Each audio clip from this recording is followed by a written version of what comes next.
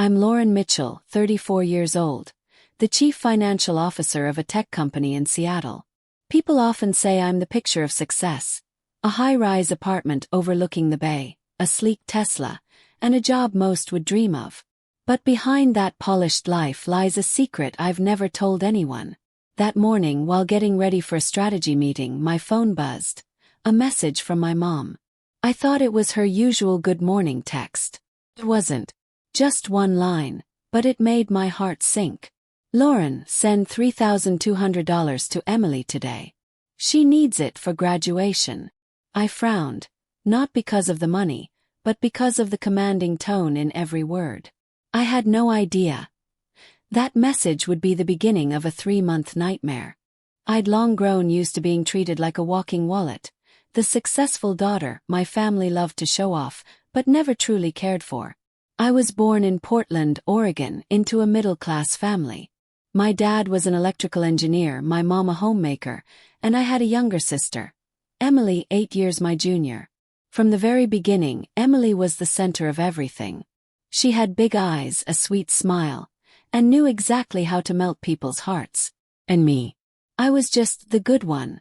The quiet kid who never caused trouble, always got good grades, always did what was right. I still remember how Mom used to brag whenever guests came over. This one's only 10, but she dances ballet like an angel. And if I was lucky, I'd get something like, Lauren's the smart one. That girl never takes a break from studying. I grew up believing it was my job to keep things together. When Dad lost his job during the 2008 recession, I was only 17, but I started working part-time at a coffee shop to help pay the bills. Mom called me the family's only hope. Back then I thought that meant love. Now I know it was just the start of a chain that would never end. I studied hard, earned a full scholarship to the University of Washington, and graduated with honors. While I was fighting to build a career in finance, Emily drifted into the arts, dropped out of college, and ran off with her boyfriend to find inspiration. Every time she ran out of money, Mom would call, her voice trembling. Lauren, you're her big sister. Emily's still young, she needs a chance. Help her just this once, okay? Just once. Then once more. Then again and again. I opened a joint account so they could handle emergencies more easily. At first, Mom only withdrew small amounts, a few hundred for medical bills or car repairs. But soon the numbers grew. $500 for clothes, $1,200 for a spiritual retreat, and thousands more for things I never even heard about. I kept telling myself it was fine. I earned enough. Helping them wasn't a problem. But over time, the distance between us became unmistakable. They only called when they needed money. No one asked if I'd eaten, slept, or felt okay. Just empty messages filled with dollar signs. I'll never forget my 33rd birthday. I sent Mom a silver necklace engraved "Forever Loved." No one called to say thank you. 2 days later I got a message. Lauren, $1,800 was charged for plane tickets. I used your card to book Emily's flight to New York for her audition. I stared at my screen in silence. For the first time I realized. All my sacrifices hadn't made them love me more. They just made them feel entitled to me. My job back then was already overwhelming. As the CFO of a startup raising its Series B funding, I practically lived in the office. Every decision I made could affect dozens of jobs. But when I needed someone to lean on, all I got from my mom was a sigh. Lauren, stop complaining. You have everything. Everything. What did that even mean? A lonely apartment, a draining bank account, and a heart that felt emptier by the day. When I got that message asking for $3,200 for Emily, I almost sent it, out of habit. But something in me snapped. I opened our shared account and looked through the transaction history. That's when I saw it. Repeated monthly charges from a luxury boutique in Los Angeles. My hands went cold. A chill crept up my spine. Maybe the love I'd believed in all these years was nothing more than a one-way transaction.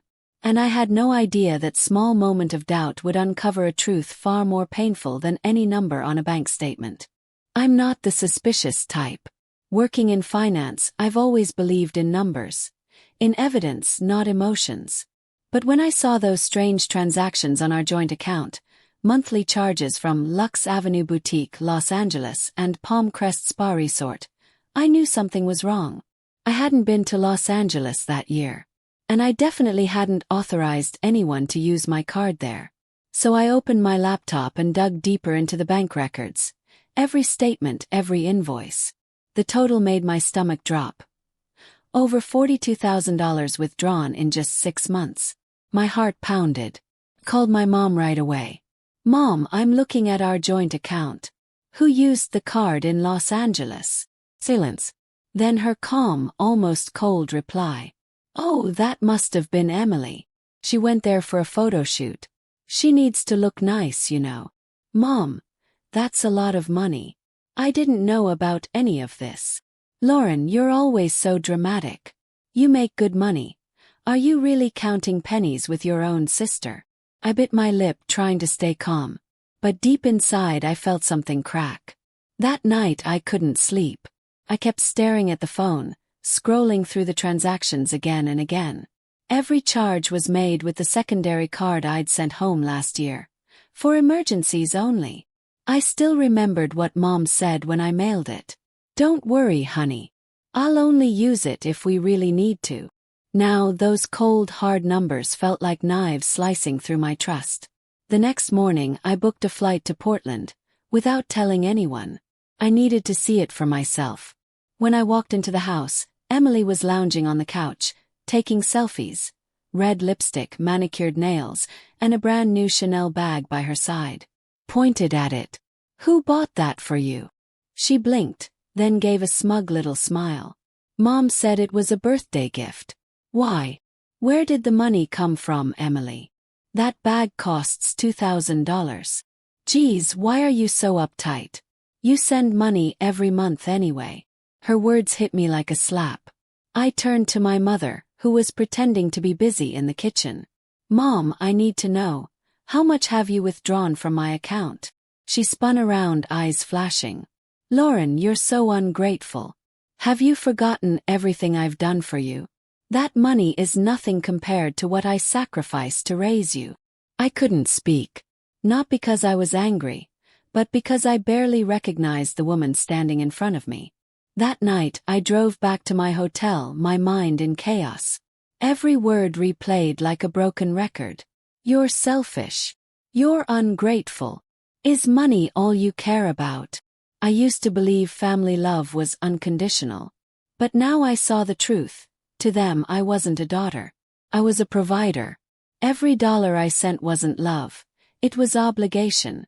The next day, I met with Ellen Ward, my college best friend, now a financial attorney in Seattle.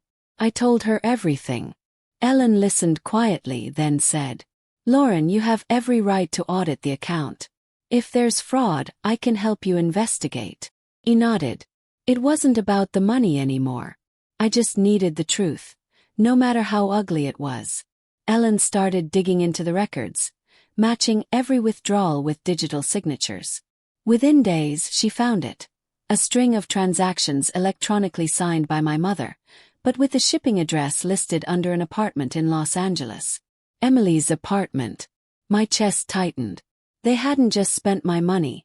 They had lied to me, deliberately. Ellen looked at me, her voice steady but gentle. "Lauren, prepare yourself. I think this is only the tip of the iceberg." I didn't answer. I just stared out the window, watching the Seattle sunset paint the streets gold. And in that fading light, one question kept echoing in my mind. If the people you love most can betray you for money, then what's left to call family? From that moment on, I knew nothing would ever be the same again. I flew back to Seattle feeling hollow. The sense of betrayal crept into every breath I took. Every time I saw the words joint account, Mitchell family, my chest tightened. But instead of breaking down, I did what I'd always done best. I faced it with logic.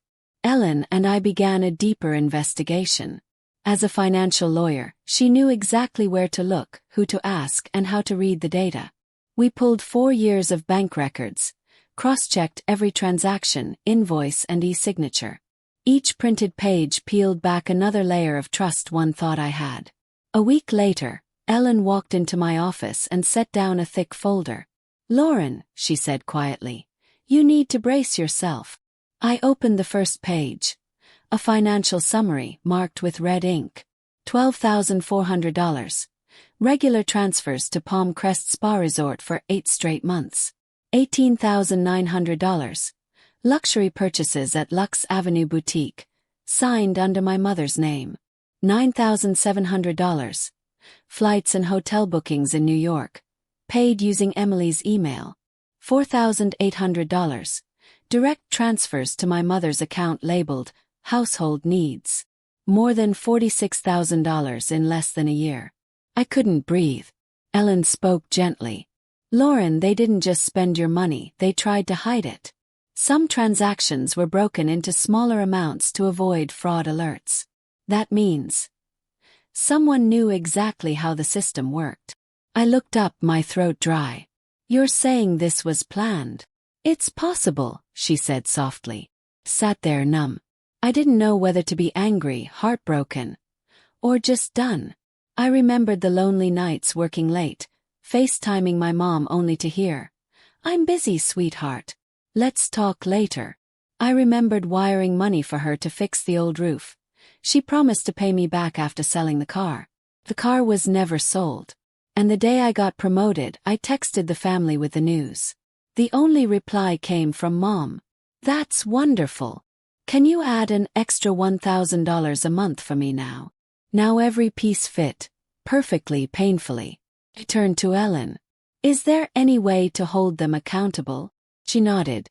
"Legally, yes. But the question is, do you really want to take your family to court?" The word family suddenly felt foreign. I stayed silent for a long time. Then I made my choice.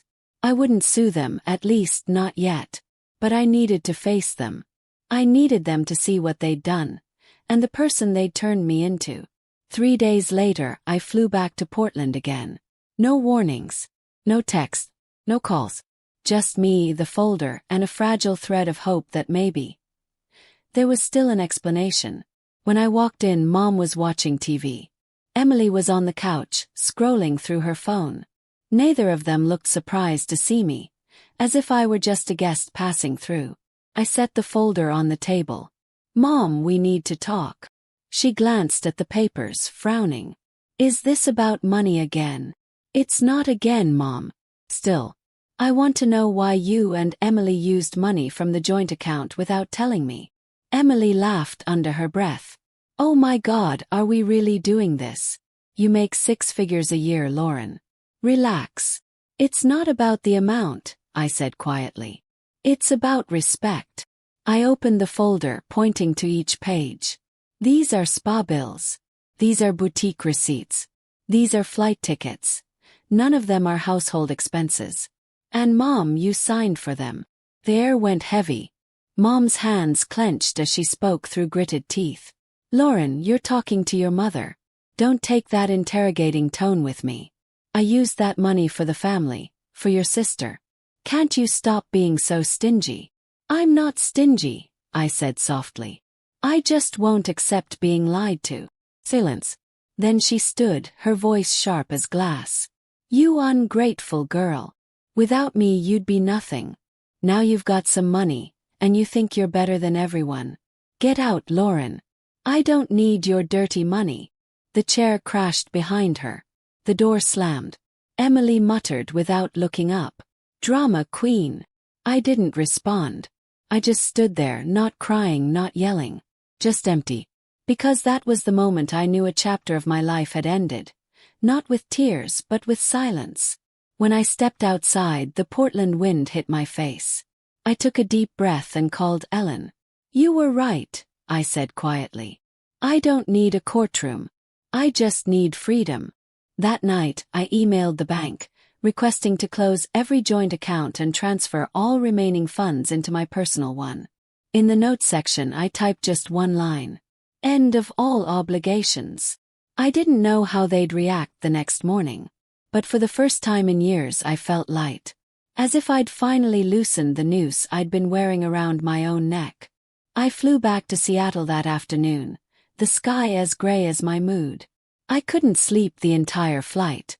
My mother's words, "You're such an ungrateful child," kept echoing in my mind like a broken record. I had thought that confronting them would bring clarity, maybe even an apology. But I was wrong. To them I wasn't a daughter anymore. I was a traitor, just because I finally dared to say no. Ellen picked me up at the airport. Seeing my face, she didn't ask a thing. She just handed me a cup of hot coffee. As we sat in the car, I sighed. "I thought they'd apologize," I said quietly. "Or at least explain." "Lauren," Ellen replied slowly, "people who get used to living off someone else's kindness rarely feel remorse. They only feel anger when the supply is cut off." Her words hit something deep inside me. 3 days later, the real storm began. Mom called nonstop. When I didn't answer, she texted, "If you close that account, don't bother calling home again. Emily's been crying all day. She can't go to school without that money. I can't believe you'd be so cruel." But when I checked, I saw Emily's latest post, laughing by a pool in Miami with the caption, "Living my best life sparkles nail polish #no fear #freedom." I let out a bitter laugh. Freedom. Maybe it was my money that paid for that kind of freedom. I didn't reply to any messages. I blocked their numbers, froze all shared accounts, and transferred every financial asset into my name. I revoked my mother's access and added multiple layers of security. I thought that would be the end of it. But I was wrong. On Monday morning, during a board meeting, I received an urgent email from the company's finance department. "Lauren, someone filed a complaint with the bank accusing you of embezzling money from a family account. They're requesting a freeze on your assets pending investigation." My blood ran cold. They had actually filed a complaint against me. I called Ellen immediately. She arrived within 20 minutes, holding a printed copy of the claim. My mother's signature was on it. The accusation read, "Daughter unlawfully withdrew family funds without consent." My hands trembled as I held the paper, every word burning into my skin. "What do they even want now, Ellen?" I whispered. "Money," she said flatly. "It's always money. They know if they make enough noise, you'll eventually give in."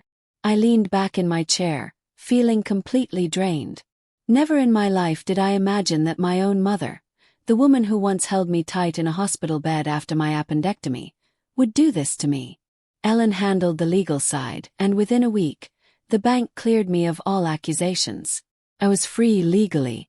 But my reputation wasn't so easily restored. Rumors spread in the company, and I had to work twice as hard to regain trust. That night, I sat alone in my apartment, rain streaking down the window. I opened my voicemail. Dozens of messages. All from Mom. "I don't understand why you've changed. Emily says your friend turned you against us. You're so heartless, Lauren." Not one message asked if I was okay. I knew then that the bond between us had truly broken. And yet, buried beneath the pain, there was a strange sense of relief. For the first time in my life, I wasn't living to make anyone else happy. A month later, Ellen came to me with news. "Lauren, your mom and Emily just filed for bankruptcy." "What?" "Yeah. Credit card debt, unpaid rent. Even their car got repossessed. Emily dropped out of school. She's working at a cafe now." I didn't know how to feel. Pity, anger, or just exhaustion. I stared out the window as the sunset painted Seattle gold and thought, maybe this is the inevitable end for those who build their lives on someone else's generosity. That night I wrote a letter. Not to send, just to let go. "Mom, I'm not writing to blame you or to lecture you. I just want you to know I truly tried. But love that only flows one way will eventually run dry. I'm not a bank. I'm not a safety net. I'm just your daughter, who once loved you deeply." I folded the paper and placed it in my drawer. At 2 a.m., I stood on my balcony, watching the city lights still glowing in the distance. There was no anger left in me, only silence and a faint sorrow for what was lost forever. That night I finally understood. Sometimes you have to let everything fall apart to see who really stands with you. And maybe, among the ruins, the only thing that remains is freedom. Took me nearly 3 months to get used to the silence, the kind of silence I used to be afraid of. No more midnight calls. No more texts demanding money. No more accusations that I was ungrateful or had abandoned the family. My apartment on the 14th floor, overlooking Lake Union, suddenly felt too big, too quiet. So quiet that every tick of the clock echoed against the walls, reminding me of how empty I felt inside. But over time, that emptiness became something else. A safe space. A place where I could finally breathe, think, and start piecing my life back together. I started therapy. My therapist, Dr. Laura Chen, was the first person who helped me see something I'd never dared to admit. "Lauren," she said gently, "you didn't just lose money. You lost your boundaries for years. Now you're learning to take them back." The first few sessions were full of tears. I told her about my childhood, how I was always the one left out, how my mom called Emily the family's hope, while I was the strong one who can take care of herself. I told her how I'd spent years trying to prove I was worthy, that I didn't need help, when deep down, all I ever wanted was for my parents to protect me just once. Dr. Chen nodded softly. "You grew up believing that love must be earned through sacrifice. But real love doesn't have conditions." Her words sank deep. Maybe because, in truth, I had never been loved that way. While I was learning to heal, pieces of news about my mother and Emily still reached me through old family acquaintances. They had sold the house in Portland, moved to a small town in Idaho to cut expenses. Emily dropped out of college and worked at a cafe. My mother, once proud of her status, was now working part-time as a bookkeeper at a grocery store. When I heard that, I didn't feel satisfaction or revenge. Just sadness. Sadness because things could have been different. If only they had stopped sooner, if only they had chosen gratitude over entitlement. Then one April afternoon, a letter arrived in my mailbox. No sender's name. Inside was a single folded page, written in my mother's familiar handwriting. "Lauren, I know you don't want to hear from me, but I need to say this. We were wrong. I was wrong.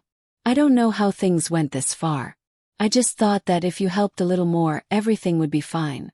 But maybe I got too used to you being the one who saved us all. I don't expect forgiveness. I just hope you're at peace." I sat in silence, reading it over and over. There wasn't a full apology. Not much remorse either. But there was something real, a small crack in her wall of pride. And somehow that tiny crack was enough to make me cry. I didn't write back. Not out of anger, but because I knew one letter couldn't mend years of damage. Still, it showed me something. Sometimes your silence is enough to make others see what words never could. I poured my energy into work. My company was expanding to Chicago, and my boss offered me the position of Regional Strategy Director, a role I had dreamed about for years. It was a big decision, but after many sleepless nights, I said yes. I packed up my apartment, sold my car, and moved to Chicago in June. The city was loud and alive. Nothing like Portland's misty quiet. I rented a small apartment near the river. Morning meetings, evening runs by the water. A rhythm that felt fresh and simple. No one here knew my past, and I liked it that way. For the first time, I wasn't the daughter who held the family together. I was just Lauren Mitchell, a woman learning how to live for herself. One evening after work, I stopped by a cafe near my building. On the speakers played "Let It Be" by the Beatles, a song my dad used to play in his old car. Smiled. Not from nostalgia, but because I realized something. I had finally come far enough to look back without pain. I opened my laptop and started typing the first entry for a personal blog I'd wanted to create for years. I used to think love meant giving everything, even when there was nothing left to give. But then I learned, real love begins when you have the courage to say, enough. This is my story. And if you're in a relationship that's draining you, know this. You deserve peace too. I hit publish. When the screen flashed, "Your story is live," a warm wave spread through my chest. For the first time in years, I wasn't afraid of judgment. I wasn't afraid of losing anyone. I just felt free, truly free. I took a sip of coffee, looked out at the glowing city skyline, and whispered softly, "I don't hate you, Mom. I just chose myself." And I knew then, that was the most mature form of forgiveness a person could ever give. 2 years later, I was still living in Chicago, in a small apartment with a large window overlooking the river. Every morning I made coffee, played soft jazz, and wrote a few lines for the people following my blog. What I didn't expect was that my story, "I chose myself," had been shared tens of thousands of times. Hundreds of emails poured in, from women, men, even children who had grown up in demanding families, all saying that because of my story, they had finally dared to say, enough. I read every line, feeling the pain, the struggle, and also the hope in their words. A 52-year-old woman wrote that she had left her controlling husband after 20 years. A 27-year-old man shared that he was learning not to let his mother manipulate his emotions anymore. I didn't know when I had become a source of inspiration, but I did know one thing. Healing doesn't mean forgetting, it means learning how to live with what once hurt you. Work at the company was still going well, but I began dedicating more time to my personal project, a small non-profit organization that helps adults who were emotionally manipulated in their families find psychological and legal support. I called it Reclaim You. We started with a small group of 5, then gradually grew into more than 300 members across different states. Some came to talk, some just to listen, and some came because they had nowhere else to belong. One Saturday afternoon, during a sharing session, a young woman named Avery timidly stood up. She said her mother always told her, "If you don't help me, who will?" And she had spent her whole life feeling guilty for daring to say no. I looked at her and saw my younger self in her eyes. I told her, "You're not selfish for putting yourself first. You're just choosing to live, instead of merely existing." She cried, then smiled. The whole room fell silent for a few seconds, but it was a gentle, understanding silence. That night when I got home, I opened my inbox and saw a short email. "Lauren, I read your post. You're right. Love isn't one-sided sacrifice. I hope someday we can have coffee together." I didn't cry. I didn't tremble. I just felt light like the wind. I didn't know whether that day would ever come, but I didn't need the answer right away. I just knew that whatever happened, I had learned how to love without hurting myself. That September, I was invited to speak at the Women Leading Change conference. Standing on stage, looking at hundreds of faces listening quietly, I shared my journey, not as a victim, but as someone who had found her voice again. I used to think I was strong because I could endure everything. But real strength is having the courage to walk away. To leave relationships that make you lose yourself, even if that person is family. The room fell silent, then erupted in applause. Amid the sound, I felt something finally close. Not my past, but my fear. After the talk, I walked alone by the river. Chicago's autumn air was crisp and cool. The wind brushed through my hair, and I realized I had come full circle, from loss to acceptance to freedom. I took out my phone, snapped a photo of the sunset, orange and gold stretching across the water, and wrote on my blog, "Sometimes you don't need a happy ending. You just need an honest beginning, with yourself." The post went live, and in the comments, hundreds of people wrote that they, too, were learning to start over. Smiled. That was all I had ever wanted. For my story to be a whisper to someone lost in the dark. You're not alone. I took a deep breath, closed my eyes, let the autumn wind touch my skin, and whispered, "Thank you for not giving up, Lauren." Smiled. And for the first time in years, I believed I had finally come home. Not to a place, but to my own heart. And I want to ask you this. If it were you, would you have the courage to say enough to a loved one who keeps hurting you? Do you think forgiveness means forgetting, or learning to be at peace with what happened?